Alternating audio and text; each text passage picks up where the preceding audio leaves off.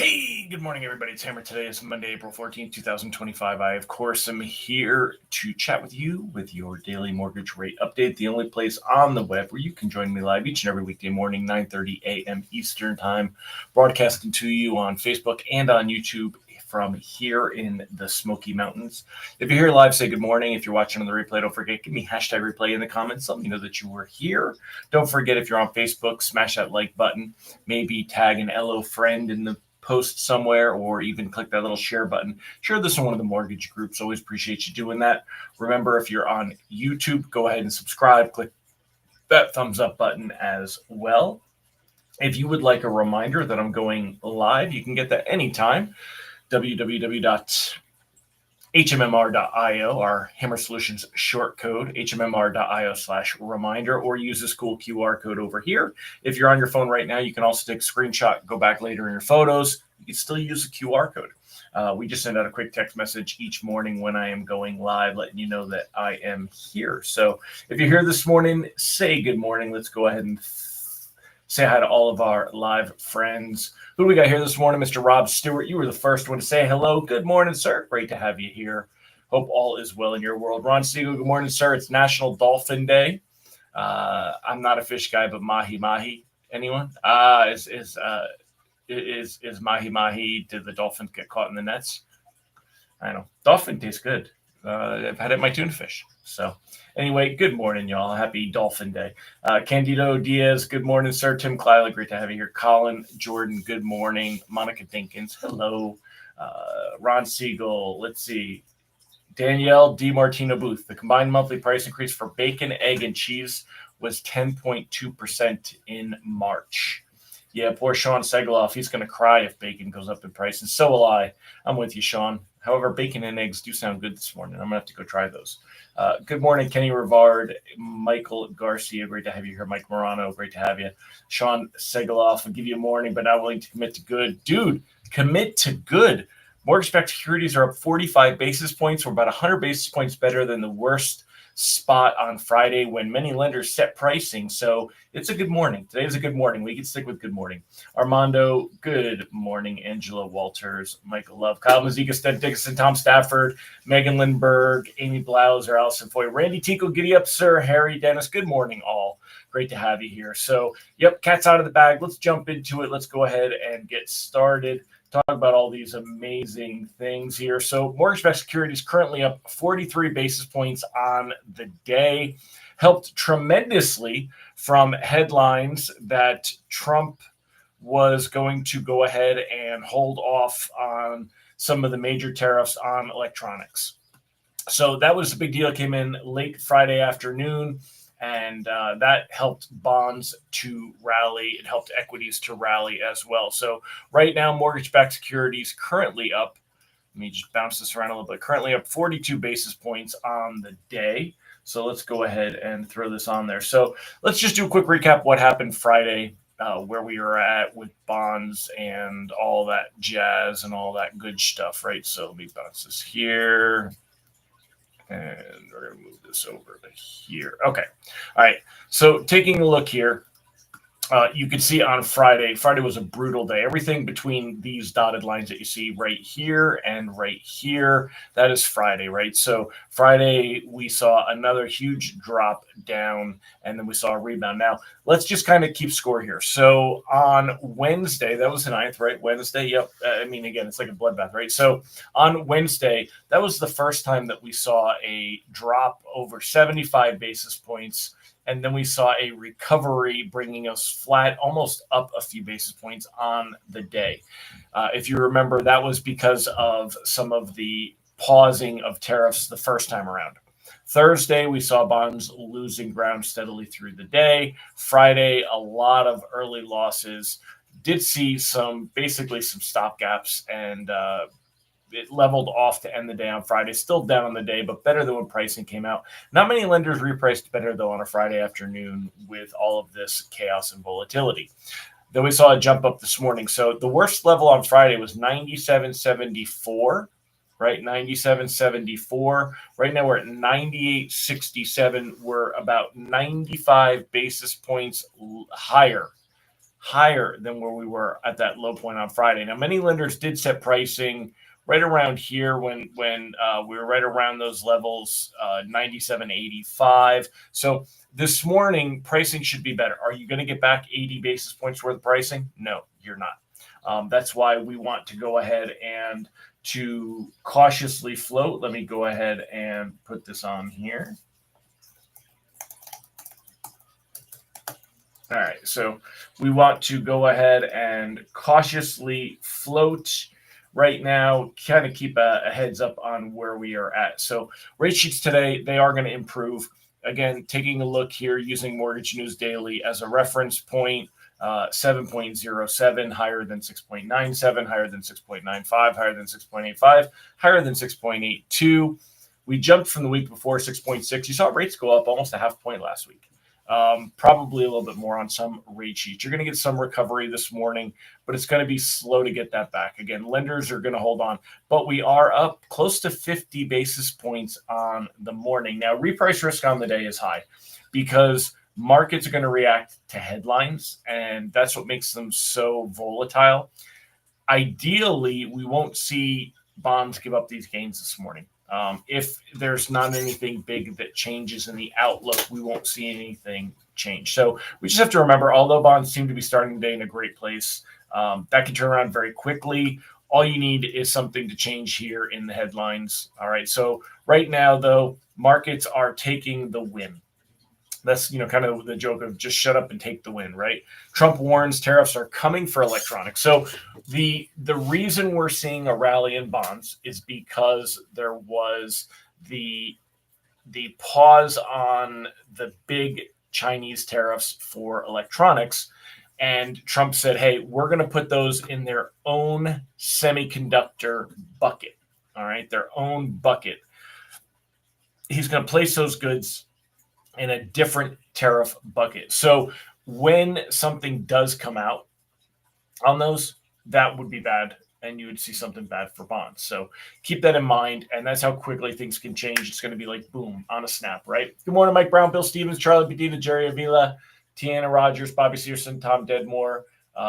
Very good stuff. So that's kind of where we're at with this stuff here, what we have to look at. Let's take a look and see what we have this week as far as I'm going to make this full screen for a second. What do we have as far as economic data this week? Let's go over that together real quick.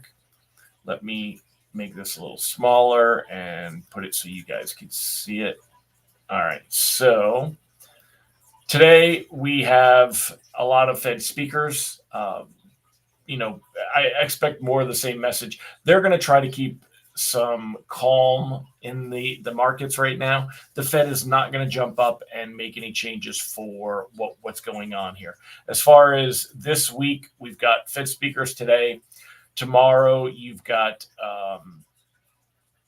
the New York Fed manufacturing. There's really not much going on here. Barkin's talking again, Fed Cook talking. So a lot of Fed speakers right now. Wednesday, we're going to see retail sales. If retail sales come in weaker than expected, that could help bonds a little bit. We have to wait and see how everyone reacts on all this. Now, remember, when it comes to your bond prices, you're seeing a lot of there's a lot of movement that's difficult to account for because of forced trading and more complex trading. You've got shorts, you've got betting against futures with treasuries, you've got trying to balance other segments of a portfolio. So, but this week we also have the holiday. Markets will close at 2 p.m. On Friday for Good Friday. So there's really not a lot in the way of economic data. You've got retail sales data, but jobless claims, your normal Thursday stuff. Otherwise, really not a lot going on this week. Expect more volatility. I mean, that's just the reality is we're going to see a lot more movement, a lot more volatility going on this week. So what's affecting things, of course, will 100% be the tariffs. Let me move this back over here. All right. I mean, as you see headlines shift, you're going to see markets shift. Ron Siegel said Blue Horizon just did a test on the effects of space travel on Botox in humans. Yeah. That would be a fun one. So, all right, taking a look here. Again, relief for tech stocks. That's a big deal. That's why you're seeing bonds also benefiting this morning. Apple totally freaking out. Reading these articles, it's funny how a lot of them just don't get it. A lot of people just don't get it. They'll chastise or criticize Trump for some things, not, in my opinion, not giving credit for the fact that he knows that he's creating total chaos. And like a parent whose kids don't like them, he's doing it on purpose because it needs to be done. Will it be the right move? I don't know. I'm not going to say that it would. There's some other things that are definitely broken in the United States. Driving up the cost of our own goods without increasing wages and people's ability to buy those goods is a problem. And corporate greed, you're not going to hear me say otherwise. Corporate greed is the problem. Hammer Solutions, we lost. No, we didn't, lose money, but we made less money in 2024 than we did in 2023, and I gave people raises because there's enough money to go around. Corporations don't do that. Corporations start to lose profit and they cut staff, they reduce hours, they try to get away without doing benefits, they look for cost-cutting measures. And that's a broken part of our economy. And I don't think Trump's going to address that. As a business guy and a pro-business guy, I don't think he's going to properly address that. We need to incentivize corporations to pay their people.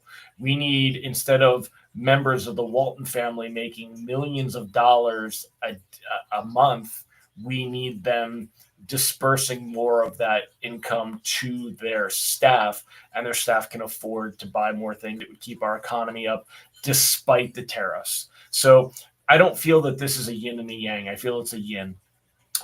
We have grown tremendously dependent on China, and that's actually been referenced in a few of these different articles, but it's happened over decades. And it's happened because I saw someone on Facebook talking about how it was, government regulation. Government regulation is a pain in the ass, and it does drive up some costs sometimes. However, it's not nearly the reason why. The reason why we've offshored all of our stuff is child labor, sweatshops, disgusting working conditions. What we had in the late 1800s, early 1900s, what we had after the Industrial Revolution in America, and those conditions, unsafe working conditions, poor working conditions, the worker was not better off than they are today. They were worse off, and that's kind of where we're at. So now you don't have people working and in these terrible conditions, but they're working with terrible wage conditions. And I read an article somewhere that said, out of all of this stock drama that we had in the last week, it really affects 10% of the American population, because 10% own all the stocks and all the corporate parts. So anyway, keep that in mind. Dave Hammer sounded like a socialist. Not a socialist. I just recognize everything in balance. Socialism isn't balance either. Capitalism, as it sounds, is not, perfect. You need corporations with a conscience. You need to recognize that that we all are interdependent. So I guess it's kind of socialist in a way, that you need to pay your workers well. I mean, to me, that's that's how I look at things. So again, I think that corporations, instead of trying to cut corners, cut people, cut expenses, you're not driving up costs on things, making it more expensive. They're not going to pay. We're not going to get manufacturing back in the United States when you have to pay people a living wage, and it needs to be a living wage. I watched it happen here in Papertown in Canton, North Carolina. They had a big paper mill. Paper mill paid well. People worked there for a long time. Generations worked at the paper mill. Paper mill closed, and now an entire ecosystem has to be propped up. So there's a lot there. Tim said, I just need to watch an episode of Real Housewives to see how messed up we are. Never been able to make it more than 1 minute of that show. Me neither, my friend. I wouldn't, that's not my style either. But that's exactly it. I mean, these are all the things that are broken. Let me know your comments on that. Zlinky says he agrees with my commentary. Well, now I'm getting nervous, Dave. If you agree with me, I might not be right. You're definitely a little more left than I am. But it's funny, though, because a lot of times I think we come up to common sense. Tim said we need a modern day Teddy Roosevelt. Yeah, we do. And although I think Trump is bringing one end of this whole thing with the tariffs and trying to, focus more on American exceptionalism.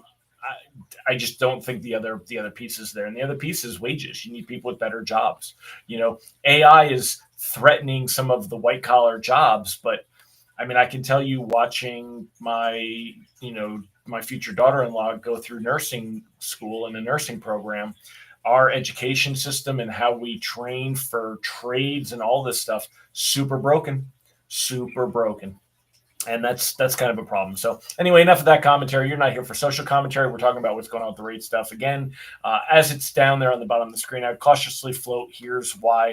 As far as forecasts for the week, we are looking for a continued bounce. Take a look here.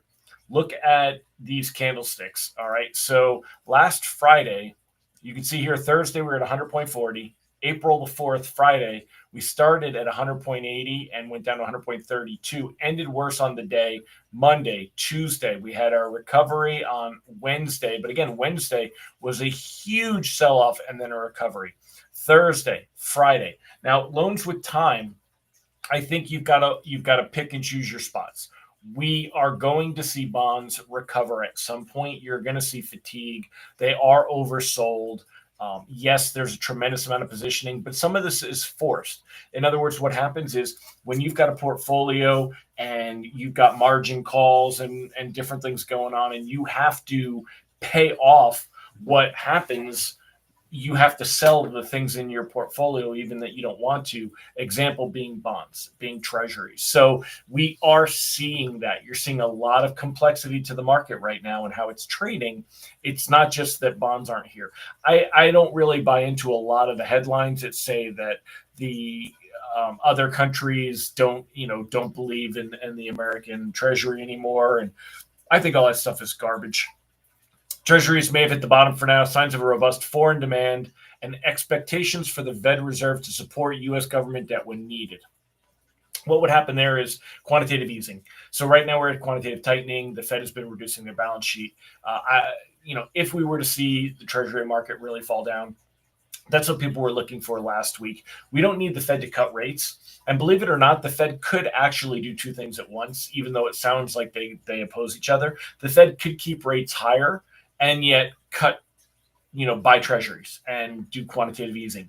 So one is accommodative and stimulating, and the other one is slowing things down. But they could do something like that. I don't know that they would, but if they were just trying to manipulate treasury yields, but I don't think that they are. I think they're going to wait and see how all this goes, and we'll see where everything else is. So I feel pretty good that we're putting in a low price and a high yield here. Bob Michelle, the firm's global head of fixed income, said in a joint interview on Bloomberg Television, in our conversations with overseas investors, they're not being shaken out of treasuries. Exactly. They're seeing all of this chaos go on, but we are still the United effing States, baby. Okay. Our debt is not going to go unsold. It's not going, it's not going to go unpaid. So there's a lot of reasons. Michelle's comments come after Treasury suffered their biggest slump since 2001 last week, as President Donald Trump's sweeping global tariffs, unpredictable policymaking weakened demand for the longstanding safe haven during financial turmoil. So remember, again, I told you it's much more complex today's market than it was 20 years ago, and that's why you don't see that pure flight to safety and safe havens like you used to. This, though, I wonder if this is true. Treasury suffered their biggest slump since 2001 last week. That's a lot. That's a lot to happen twice. So right now, though, we're watching that 10-year Treasury yield. Right now, it's at 4.41. We saw it get as high as 4.50, basically, and we're looking to see it go back down. Remember, it started last week 4.0. So, and we went into the threes. Remember, we were in the threes for a little while that day, 3.9. We were at there. So keep that in mind.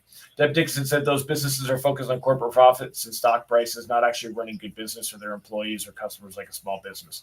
Exactly. And that's a huge problem. And we're not, and until we fix that, we're not going to you're not going to have a strong middle class.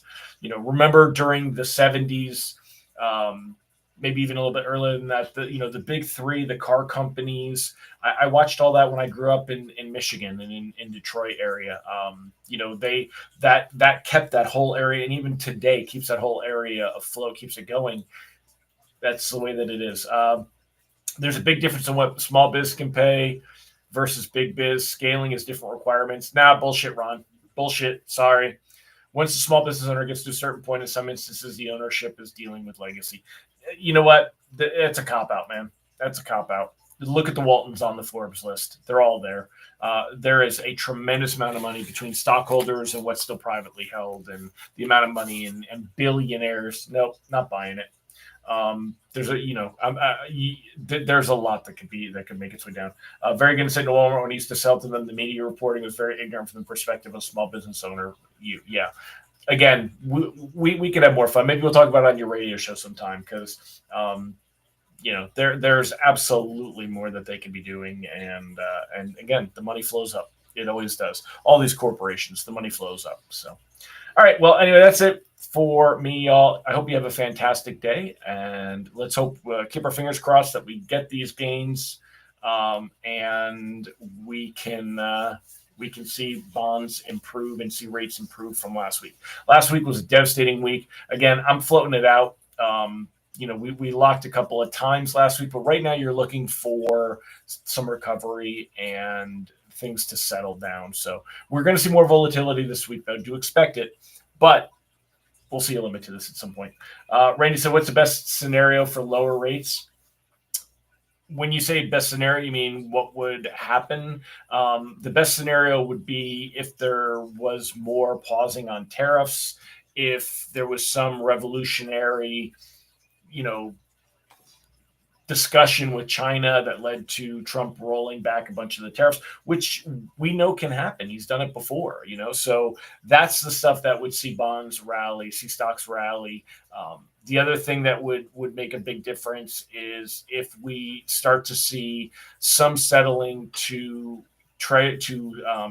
equities, so that you're not seeing the sell-off that you're seeing in treasuries, like I said, in order to make good on other investments and bets and margin calls and puts and all that stuff. So that's kind of the best scenario this week. You're not going to see rates improve too much this week, I don't think, unless we get some positive tariff news or some reason that that they're holding back, rolling back, pausing them, that kind of a thing, and a lot of headlines around that. At the same point, if there's more tariff talk that is punitive, then you're going to see things go the other way. So go make your phone calls, Allison. Catch y'all later. Bye-bye, everybody.